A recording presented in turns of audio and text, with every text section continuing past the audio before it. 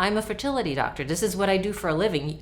I thought this would be easy. I thought, I know everything about this process and it should be easy. And it is not easy. Hi, I'm Dorette Noorhasan, Medical Director at CSERM Dallas Fort Worth. I too have been a fertility patient. So my husband and I met much later in our reproductive lives, and we had a lot of trouble having a child. I personally myself have done 5 rounds of in vitro fertilization. That is 5 rounds of injections and then the egg retrieval. And of those 5 rounds, we got 1 good embryo total out of those 5 rounds. That embryo was transferred to a gestational surrogate, and it's because of her kindness that I'm a mother today. I've written a book about it called Miracle Baby, A Fertility Doctor's Fight for Motherhood. One of the biggest misconceptions is that it is easy, and it is not easy. I will tell you, it was a very difficult process, and I'm a fertility doctor. This is what I do for a living. I thought this would be easy. I thought, I know everything about this process and it should be easy. The reality is I only knew the IVF and the embryo transfer process. I didn't know the psychological component, didn't understand the legal component, didn't understand how to go about finding a surrogate. So what we ended up doing is we ended up using an agency to help us find a gestational carrier. Most people will use an agency. Some people will utilize a friend or a relative to help them carry. Others may find their gestational carrier on Facebook through social media groups. We found it easier with the agency because we felt it was more structured. There was a third party, a third person involved to make sure things went well. And so for us, the agency route was the best route. So that's one of the misconceptions, that it's an easy process, and it's not easy. Another misconception is that it's not expensive. It actually costs quite a bit to do gestational surrogacy, and most insurances do not cover this process. The most expensive portion, what I found, was the medical bills.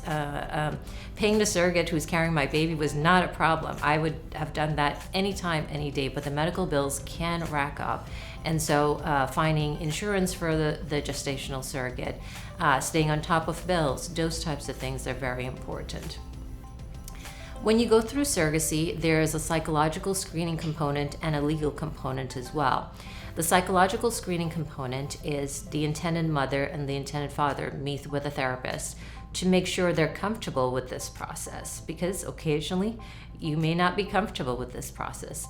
Additionally, the gestational surrogate and her partner will also meet with a separate therapist to make sure they're comfortable with the process and that her partner can be supportive of her during this time frame.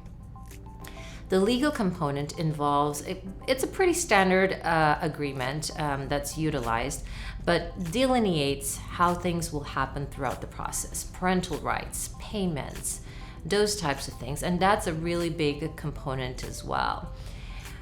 Another component is finding the surrogate herself. I will tell you, it's not easy to find a surrogate. There are not a lot of women just lined up ready to do this, so it's not as easy to find someone.